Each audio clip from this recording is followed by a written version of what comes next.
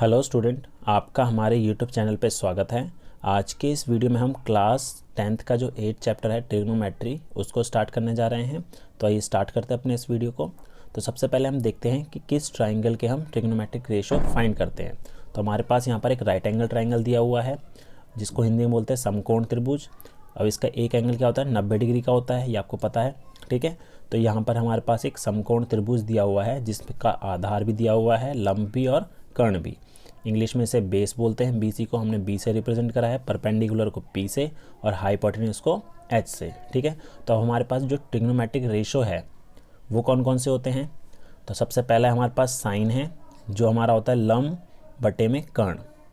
लंब बटे में कर्ण, लंब हमारा परपेंडिकुलर है जिसको हम पी से रिप्रेजेंट करेंगे, तो पी अपॉन में एच, हमारा ये जो हो गया साइन हो गया। उसके बाद हमारा है कोसाइन। कोसाइन जो होता है आधार बटे में कर्ण होता है, तो आधार बटे में कर्ण हमारा कोसाइन हो गया। इसे क्या बोलेंगे, बी अपॉन में एच, बेस अपॉन में हाइपोटेन्यूज। और तीसरा हमारा पास है टेंजेंट जो होता है लंब बटे में आधार।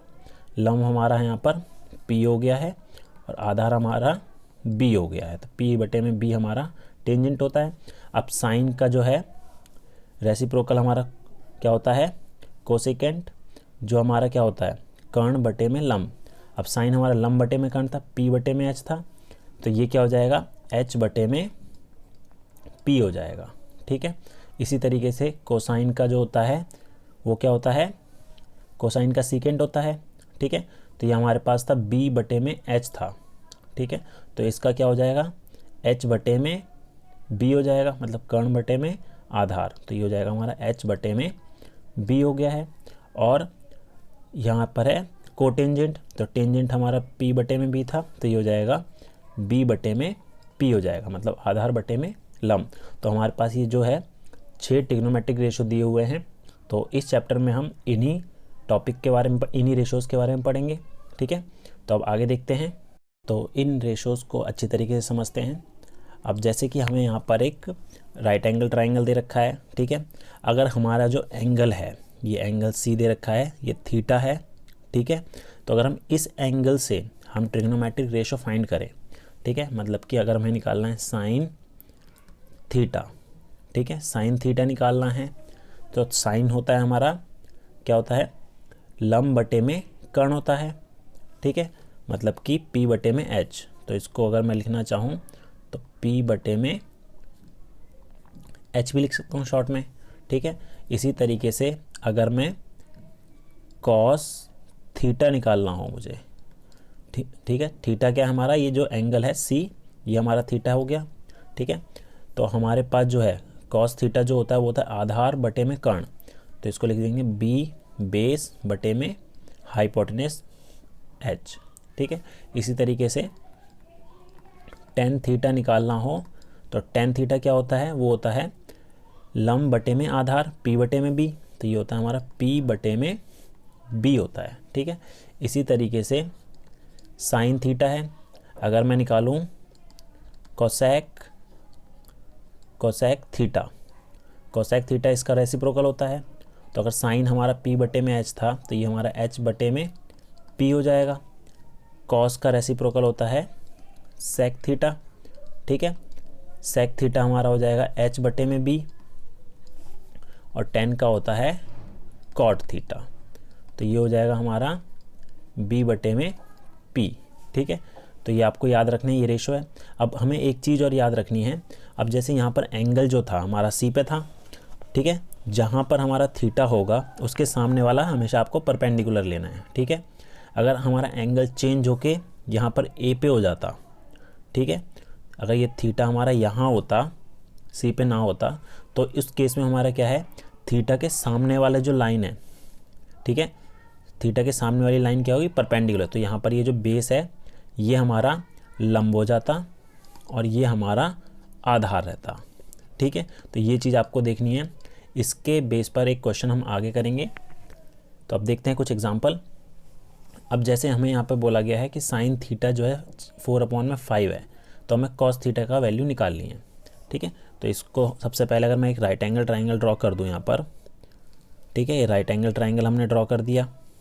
ठीक है, ये 90 डिग्री, और थीटा हमने ले लिया ये वाला, ठीक है। अब हमारे पास जो दे रखा है हमें साइन थीटा दे रखा है, साइन थीटा का रेशो दे रखा है 4/5, ठीक है। अब साइन जो होता है वो होता है परपेंडिकुलर अपॉन में हाइपोटेनस, ठीक है, परपेंडिकुलर अपॉन में हाइपोटेनस। तो हमने बताया था कि जो थीटा है उसके सामने वाला परपेंडिकुलर होता है, नीचे वाला बेस होगा, और ये तो हाइपोटेनस रहेगा ही रहेगा, ठीक है। मतलब कि ये हमारा आधार हो गया, ये आधार, ये लंब और ये कर्ण, ठीक है। तो P और H का जो रेशो है वो 4/5 है। तो हम P ले लेंगे, मतलब कि लंब ले लेंगे 5K और H ले लेंगे 5K। तो हम सबसे पहले B निकाल लेंगे, तो पाइथागोरस थ्योरम अप्लाई करेंगे इसमें। तो वो क्या होती है, h² = b² + p²। तो h हमारे पास 5K है, तो ये 5K का स्क्वायर इक्वल टू, ये तो b² का b² रहेगा, p हमारा हो जाएगा कितना, 4K स्क्वायर। तो 25K² equal to b² + 16K² हो गया। तो b² हमारा कितना हो जाएगा, 25K² - 16K², ये हो गया हमारा 9K²। तो हमारे पास जो है b आ जाएगा √9K² इक्वल टू आ गया 3K। तो हमारे पास b कितना हो गया, ये 3K हो गया, p हमारा था 4K और h था हमारा 5K। तो हमें निकालना क्या था, कॉस थीटा निकालना है। तो कॉस जो होता है वो होता है आधार बटे में कर्ण, कॉस होता है आधार बटे में कर्ण होता है, ठीक है। आपको फॉर्मूले याद रखने हैं। तो आधार हमारा क्या दे रखा है 3K और कर्ण हमारा 5K, तो K से K कट गया, ठीक है। तो कॉस थीटा जो है वो हमारा 3/5 हो जाएगा, ठीक है। एक और क्वेश्चन देखते हैं। अब इस क्वेश्चन में हमें एक राइट एंगल ट्राइंगल दिया हुआ है ABC, जिसकी तीनों साइड हमें दे रखी है, ठीक है। और हमें जो फाइंड करना है फर्स्ट पार्ट में साइन A और कॉस A निकालना है। तो एंगल जो है हमारा A पे बन रहा है, तो थीटा हमारा क्या हो गया, A पर हो जाएगा, ठीक है। तो एंगल A से हमें निकालना है। तो अगर एंगल ये है A है, तो इसके सामने वाला ये परपेंडिकुलर हो जाएगा, मतलब कि लंब हो जाएगा, और इसके नीचे वाला आधार हो जाएगा, बेस, और ये तो हमारा हाइपोटेनस कर्ण रहेगा ही रहेगा, ठीक है। तो ये चीज़ आपको याद रखनी है, जो भी एंगल होगा उसके सामने वाला आपको P लेना है, मतलब कि लंब लेना है, ठीक है। तो फर्स्ट पार्ट को सॉल्व कर लेते हैं। तो हमें निकालना है साइन A। साइन A होता है हमारा लंब बटे में कर्ण, क्या होता है, लंब बटे में कर्ण होता है, जिसको हम लिख सकते हैं P/H लिख सकते हैं। तो P कितना है, 12 है, और H कितना है, 13 है। तो 12/13 इसका आंसर आ गया।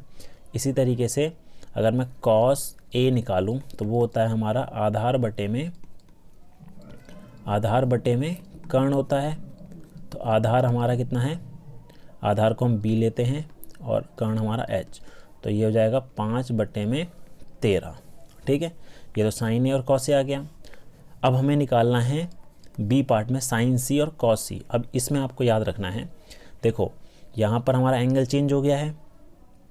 अगर हमारा एंगल चेंज हो गया है तो बेस और परपेंडिकुलर भी चेंज हो जाएगा। तो हमारा ये थीटा है, ये वाला एंगल है, ठीक है। तो अगर ये एंगल इसके सामने वाला है परपेंडिकुलर हो जाएगा, तो इस केस में हमारा ये जो है ये P हो जाएगा, और ये जो था B और C लाइन ये हमारा बेस हो जाएगा, मतलब कि B हो जाएगा, H वही रहेगा, ठीक है। आपका P और B इंटरचेंज हो जाएंगे, ठीक है। तो आप निकाल सकते हैं साइन C वही होता है, लंब बटे में कर्ण होता है, लंब बटे में कर्ण होता है। लेकिन लंब यहाँ पर क्या है, इस बार लंब हमारे पास है 5, तो ये 5/13, ठीक है। और cos C निकालना है, वो होता है आधार बटे में कर्ण, आधार बटे में कर्ण।